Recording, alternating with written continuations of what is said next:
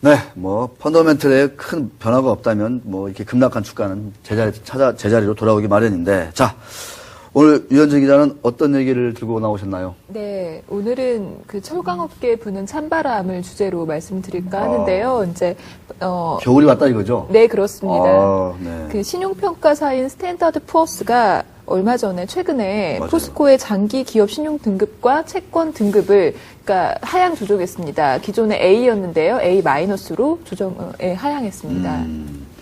그것은 단적으로 철강업계에 겨울이 왔음을 보여주는 하나의 그렇습니다. 상징적인 예, 우리나라 사고다, 네, 사건이다 이렇게. 최대 철강 업체인데요. 네. 그 이제 스탠다드 푸어스가 그 이유로 배경으로 든 네. 것은 앞으로 12개월간 재무 건전성이 계속해서 악화될 것이라는 전망을 반영했다고 하고요. 또 이제 철강 수요 둔화와 취약해진 시장 지위로 인해서 영업 실적이 악화된 것이 이제 주요 배경으로 작용했다고 설명했습니다. 그렇군요. 철강 그 수요가 많이 지금 좀 이렇게 감소하고 있다. 네. 이것도 상당히 좀. 예. 네, 좀 이어서 설명을 계속 드리면 수익성 악화도 그 하향 조정 배경으로 꼽히는데요. 포스코의 3분기 영업 실적이 그러니까 전분기 대비 26% 정도 감소했고요. 영업이익률도 8% 밑으로 내려갔기 때문에 좀 수익성 악화가 최근에 우려했던 게 현실화됐고요. 또 역대 최고 수준의 국내 철강 재고량 을 지금 보이고 있다는 얘기는 그만큼 철강이 안 팔린다는 얘기잖아요. 예, 또 최근에 철광석 현물 가격이 급락했습니다. 그러니까 이거는 무슨 얘기냐면 철강 수요가 앞으로 더 내려갈 것이라는 선행 지표거든요. 그래서 예, 앞으로도 좀 경기가 계속 둔화될 것으로 예상됨에 따라서 네. S&P도 결정을 내린 것 같습니다. 그렇군요. 근데 S&P 같은 경우에는 포스코의 신용 등급을 또 낼 수 있다? 예.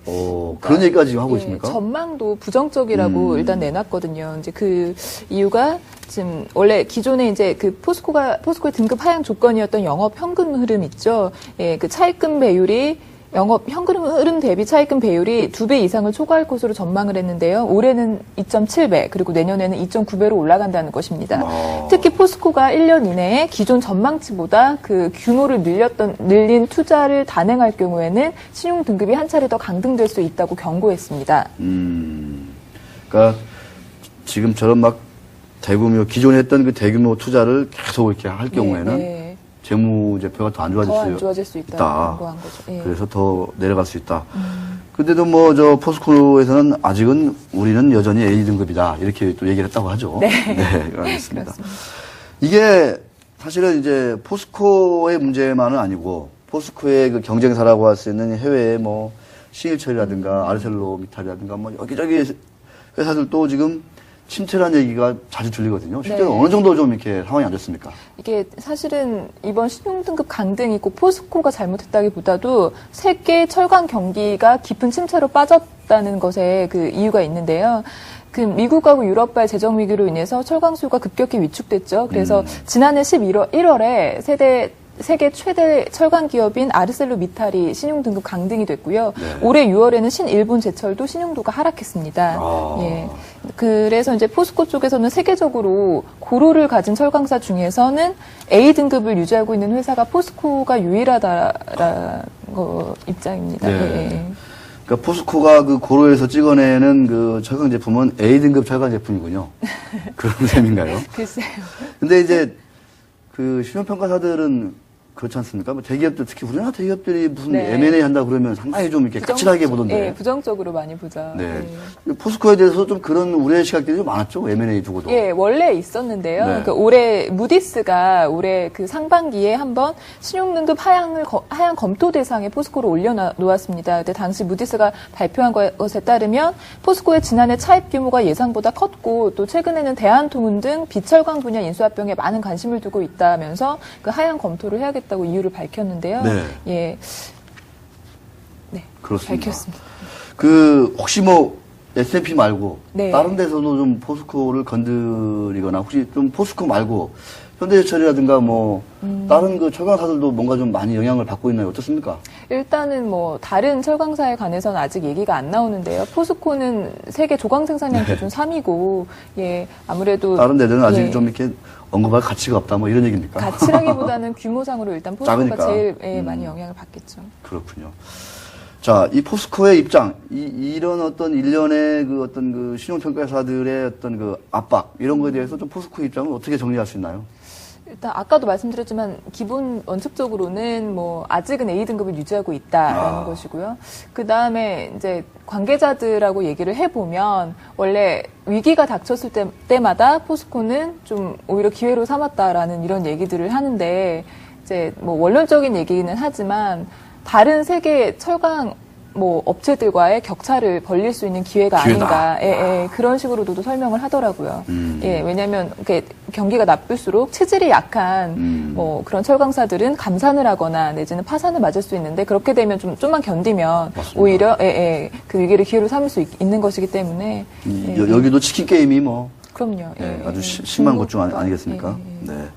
포스코만 아직은 A등급 고루에서 이 철강 제품을 찍어내고 있다, 만들어내고 있다, 이렇게 볼 수 있을 것 같습니다.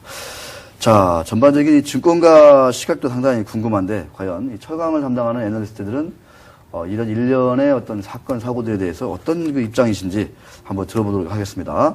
하이투자증권의 박민진 연구위원 연결되어 있습니다. 자, 위원님 안녕하십니까? 네, 안녕하세요. 네. 우리 유현정 기자가 방금 철강 업황이 상당히 좀 안 좋다, 이렇게 좀 정리를 했거든요. 근데 실제로 언제쯤 좀 이렇게 회복세로 돌아설 것으로 이렇게 전망을 하고 계십니까? 네. 일단은 지금 건설이나 조선 등 전방 산업 부진이 지속이 되면서 철강 경기 역시 약세가 좀 지속이 되고 있는 상황입니다. 근데 이제 철강 수요 산업의 약세가 국내에만 지금 국한된 것이 아니라는 점이 올해는 가장 큰 문제라고 일단 보고 있고요. 아시다시피 뭐 상반기부터 긴축이 지금 계속 지속되고 있는 중국의 경기 모멘텀이 상당히 둔화된 상태고, 그나마 상반기에는 철강제 수요를 좀 지탱하고 있던 중국의 건축 경기가 하반기 들어 좀 약세로 돌아서면서 견주했던 내수 가격이 좀 무너지는 양상을 보이고 있습니다. 이런 시황을 좀 반영을 해서 지금 중국의 일평균 조강 생산량이 16% 이상 감소를 했고, 이런 부분 때문에 이제 철광석 같은 원재료 수요 감소 우려가 나타나면서 철광석 스팟 가격이 지금 14% 이상 좀 급락하는 그런 모습을 보이고 있습니다. 이런 부분이 지금 중국 유통가격 하락세를 좀 주도를 하고 있다는 판단인데, 결국에는 이런 중국의 유통가격 그리고 그것이 수출 오퍼 가격으로 이어질 텐데, 이런 부분들이 밀리면 이제 국내로 유입되는 수입재 가격의 하락 압력으로 작용을 할 가능성이 좀 높은 상황입니다. 결국 실적 개선 시점에 대해서 얘기를 하려면은 결국에는 이런 부분들, 중국 쪽 수출 오퍼 가격이 다시 조금 반등하는 모습을 좀 기다릴 수밖에 없는 좀 그런 상황에 있습니다. 그렇습니다. 그러면 철강 업체들의 그 실적 개선은 언제쯤이나 가능할까요? 네. 일단 이런 어려운 업황 가운데서도 원재료 가격 하락세가 좀 가파르게 이루어지고 있기 때문에, 그리고 또 3분기 급등했던 환율이 좀 다소 진정이 되면서 국내 철강사들이 좀 투입 원가 하락 기대감을 좀 유효한 상황입니다. 고르사 기준으로 4분기에 한 톤당 2만 원 정도의 투입 원가 하락이 있을 것으로 좀 예상이 되고 있기 때문에 제품 가격 하락 압력에 따른 그런 실적 둔화에 대해서도 일정 부분 반영가 가능할 것이라고 또 보고 있고요. 본격적인 실적 개선 시점을 논하기에는 아직 조금 매크로 쪽에서 불확실성이 큰 상황이긴 하지만, 내년 초에 이제 매크로 환경 개선에 대한 그런 기대감이 높은 상황이기 때문에 철강 업황 역시도 좀 점진적인 개선이 가능할 것으로 보고 있습니다. 특히나 중국의 제조업 경기 조정이 좀 지속되고 있는 가운데 물가가 연말로 가면서 5% 미만으로 하락할 가능성이 좀 제기되고 있기 때문에 긴축 완화에 대한 이야기가 좀 나오고 있는 상황입니다. 네. 중국 긴축 완화에 대한 기대감만으로도 최근에 이제 중국 유통 가격이 소폭 반등을 했던 모습을 보였는데, 실질적으로 내년 초쯤에 긴축 완화가 이루어질 경우에 상황은 조금 급변할 수 있다는 판단입니다. 워낙에 지금 국내 유통 가격과의 그 스프레드가 낮아져 있는 상황에서 중국 철강제 가격과 함께 역내 교육 가격이 반등을 하면은 국내 유통사들의 단가 인상과 수입 물량 감소에 따른 좀 출하 개선이 가시화될 수 있는 기대감이 좀 있는 상황입니다. 네.